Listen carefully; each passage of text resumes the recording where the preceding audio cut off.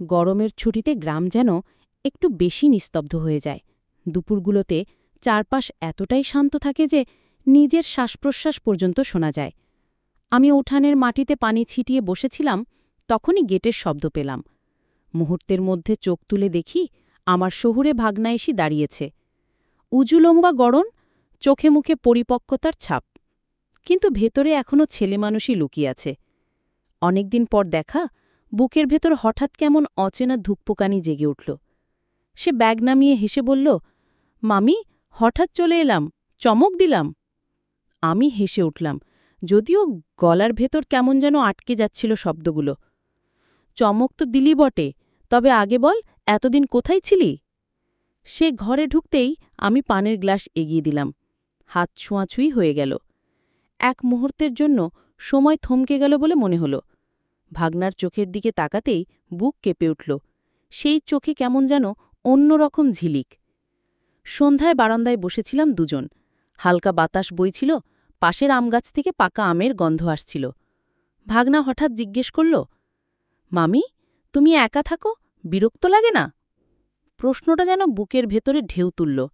হালকা হেসে বললাম, অভ্যাস হয়ে গেছে, তবে মাঝে মাঝে মনে হয় কেউ পাশে থাকলে ভালো লাগত।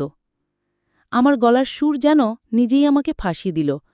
সে চুপ করে আমার দিকে তাকিয়ে রইল। সেই দৃষ্টি আমাকে অস্বস্তি আর কেমন যেন অজানা উত্তাপে ভরিয়ে দিল। রাত গভীর হলে ঘরে শুয়ে আছি, তবু চোখে ঘুম আসছে না। মনে বারবার ভেসে উঠছে ভাগনার সেই চাহনি, সেই হাতের স্পর্শ, সেই অদ্ভুত নীরবতা। বুকের ভেতর যেন লুকানো আগুন আস্তে আস্তে জ্বলে উঠছে। পরের দিন দুপুরে আমি উঠানে পাটি পেতে সবজি কাটছিলাম। রোদ গরম হলেও আর হালকা বাতাসে আরাম লাগছিল। আমগাছের পাতার শব্দ ভাগনা শোনা এসে পাশে যাচ্ছিল। বসল। ঘরে প্রদীপের ক্ষীণ আলোয় পরিবেশ আরও রহস্যময় হয়ে উঠেছিল। আমি বই হাতে নিয়ে শুয়ে থাকার ভান করছিলাম, কিন্তু মন কোথায় যেন অস্থির হয়ে আছে। হঠাৎ দরজায় আস্তে কড়া নাড়ার শব্দ হল। বুক ধরফর করতে লাগল। দরজা খুলতেই দেখি ভাগনা দাঁড়িয়ে, চোখে মুখে দ্বিধা আর তীব্র আকাঙ্ক্ষায় ছাপ। ঘুমাওনি মামি? তার গলা কাঁপছিল। আমি কিছু বললাম না, শুধু মাথা নেড়ে সরে দাঁড়ালাম। সে ভেতরে ঢুকে দরজাটা আলতো করে বন্ধ করে দিল। ঘরটা হঠাৎ যেন আরও নিঃশব্দ হয়ে গেল। কেবল দুজনের নিঃশ্বাসের শব্দ ভেসে আসছিল। সে ধীরে ধীরে আমার কাছে এগিয়ে এলো। আমার বুকের ভেতর কাঁপন যেন বাইরে থেকেও বোঝা যাচ্ছিল। আমি তাকিয়ে আছি তার চোখে, সেখানে একসাথে লাজুকতা, আবেগ আর দমে রাখা আকর্ষণ।